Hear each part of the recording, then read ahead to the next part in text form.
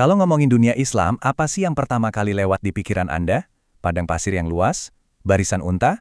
Atau kota-kota suci di Timur Tengah? Wajar sih, karena sejarahnya emang bermula dari sana. Tapi di pembahasan kita kali ini, kita bakal ngebongkar sebuah misteri geografis yang benar-benar masif. Kita bakal lihat gimana pergeseran demografi paling epik dalam sejarah justru kejadiannya ribuan kilometer dari tempat agama ini lahir. Nah, ini dia paradoks utamanya. Coba Anda lihat data ini. Nyatanya, lebih dari 60% umat Islam di seluruh dunia saat ini tuh nggak tinggal di Timur Tengah, melainkan di Asia Selatan dan Asia Tenggara. Populasi di negara-negara kayak Indonesia, Pakistan, India, dan Bangladesh itu mendominasi banget. Bahkan, kalau seluruh penduduk di negara-negara Arab digabungin, angkanya masih kalah jauh. Benar-benar di luar dugaan kan? Oke, pertanyaannya sekarang, kok bisa? Gimana ceritanya sebuah agama yang lahir di tengah kerasnya gurun pasir malah meledakkan populasinya di lembah-lembah sungai dan wilayah tropis Asia? Jawaban dari pertanyaan besar ini sebenarnya ada tepat di bawah kaki kita. Ya, kita lagi ngomongin soal geografi makro dan yang paling penting, kesuburan tanah. Buat paham fenomena ini, kita harus kenalan dulu sama satu konsep penting, daya dukung lingkungan. Sederhananya gini, ini tuh batas maksimal kemampuan suatu wilayah buat nyediain makanan dan sumber daya buat makhluk yang hidup di sana. Tanpa tanah yang bisa memproduksi makanan secara gila-gilaan, ledakan penduduk lokal itu mustahil terjadi. Apalagi di zaman dulu kan belum ada teknologi pertanian modern atau mesin penyulingan air laut. Coba deh kita bandingin dua bentang alam ini. Gurun Arab yang super keras itu secara historis cuma punya 1-2% lahan yang bisa ditanami, dan itu pun cuma ngandelin sistem oase dengan pasokan air yang terbatas. Nah, sekarang kita geser ke Asia. Asia Selatan itu diberkahi sama sistem sungai raksasa yang sedimennya subur banget, terus Asia Tenggara posisinya pas di atas sabuk vulkanik cincin api. Bayangin, kombinasi curah hujan tropis yang tinggi dan tanah vulkanik bikin produktivitas lahan sawah bisa terus beroperasi sepanjang tahun. Secara matematis, ledakan populasi di wilayah Asia ini tuh udah semacam keniscayaan biologis. Coba perhatiin angka ini, 1.100 lawan 16.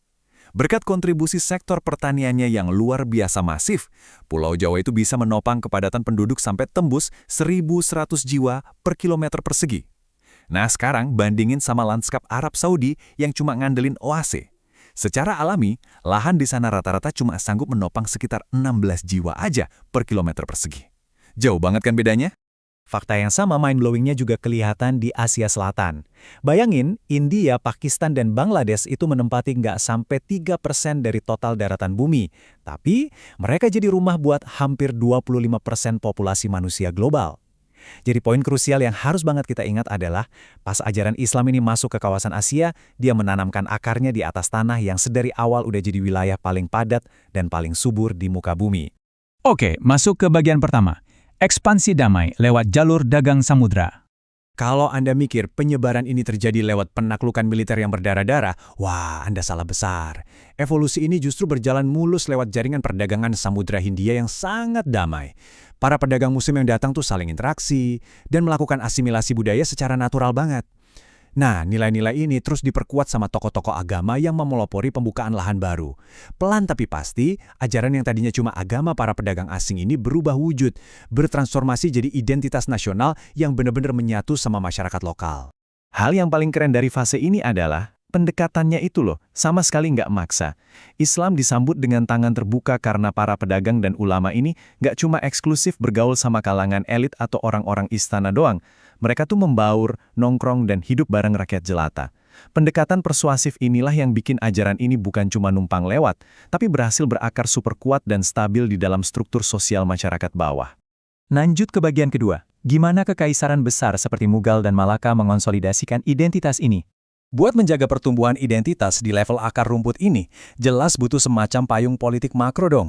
Nah, di wilayah super padat Asia Selatan, ada Kekaisaran Mughal yang ngasih stabilitas ekonomi dan keamanan, yang ujung-ujungnya bikin perluasan ekonomi agraris makin kencang.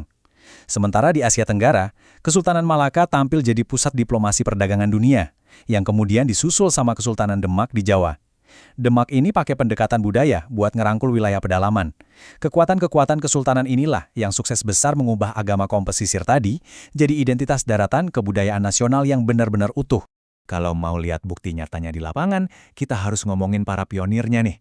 Di bawah pemerintahan Mughal yang stabil, para tokoh sufi turun tangan langsung memimpin masyarakat lokal di wilayah Bengal buat buka lahan. Mereka ngebabat hutan lebat dan nyulap area itu jadi hamparan sawah baru yang masif banget. Jadi, lewat proses ini, para sufi nggak cuma nyebarin nilai-nilai agama, tapi mereka secara harfiah ngebangun infrastruktur pertanian yang jadi penyokong utama buat kelangsungan hidup dan ledakan penduduk lokal di sana. Dan hasilnya, 150 juta jiwa. Itu adalah angka perkiraan umat Islam di Bangladesh hari ini.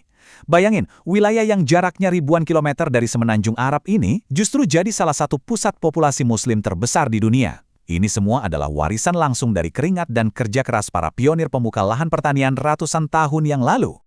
Sekarang, kita masuk ke bagian ketiga, benteng agraris. Kita bakal ngebahas peran krusial dari pesantren dan surau. Terus pertanyaannya, gimana caranya masyarakat agraris ini bisa terus mempertahankan identitas baru mereka sampai bergenerasi-generasi? Jawabannya ada di institusi pendidikan lokal, kayak pesantren dan surau. Jangan salah, ini bukan sekedar tempat buat ngaji atau belajar doa. Institusi ini bertransformasi jadi pusat intelektual sekaligus tulang punggung absolut buat kehidupan sosial masyarakat. Struktur sosial dari pesantren ini benar-benar kuat banget dalam mengintegrasikan nilai Islam langsung ke denyut nadi keseharian para petani agraris, menjaga keharmonisan, dan ngebentuk kemandirian mereka.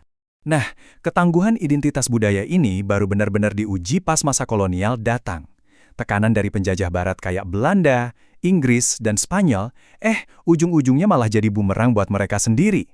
Alih-alih luntur, identitas Islam di kawasan Asia Selatan dan Tenggara justru makin mengeras dan solid. Pesantren dan surau pun berubah wujud jadi benteng pertahanan. Sentimen agama ini berevolusi jadi ideologi perlawanan lintas etnis yang super ampuh buat menyatukan masyarakat dalam melawan penjajahan. Dan inilah hasil matematis dari gabungan hitung-hitungan geografi dan sejarah yang kita bahas dari tadi. Anda bisa lihat di sini, Indonesia ada di posisi puncak dengan sekitar 240 juta jiwa, ngekor di belakangnya ada Bangladesh dengan 150 juta jiwa. Sementara Arab Saudi, tempat agama ini pertama kali muncul, angkanya ada di kisaran 30 juta jiwa. Ini benar-benar bukti telak dan tak terbantahkan tentang gimana dahsyatnya efek daya dukung lahan dan asimilasi budaya jangka panjang. Ini ngebawa kita ke kesimpulan inti dari eksplorasi kita hari ini. Kenyataannya, Asia itu bukan lagi sekedar wilayah pinggiran atau halaman belakang peradaban. Kekayaan sumber daya alam, jaringan perdagangan samudra yang super damai, ditambah struktur masyarakat agraris yang sekuat baja, semuanya itu udah secara permanen ngegeser pusat gravitasi peradaban Islam. Asia adalah jantung utamanya sekarang. Jadi sebelum kita selesai, saya mau ninggalin Anda dengan satu pertanyaan provokatif ini. Melihat jumlah penduduk yang luar biasa masif dan roda ekonomi yang terus melaju pesat, apa kita udah siap buat ngubah cara pandang kita? Bahwa wilayah yang dulunya cuma dianggap sebagai pinggiran ini sebenarnya adalah jantung sejati yang bakal nentuin masa depan peradaban global? Kadang ya, bukan dari mana sebuah benih itu berasal yang paling penting, tapi seberapa subur tanah yang menerimanya. Terima kasih udah ngikutin analisis ini dan pastinya, teruslah pupuk rasa ingin tahu Anda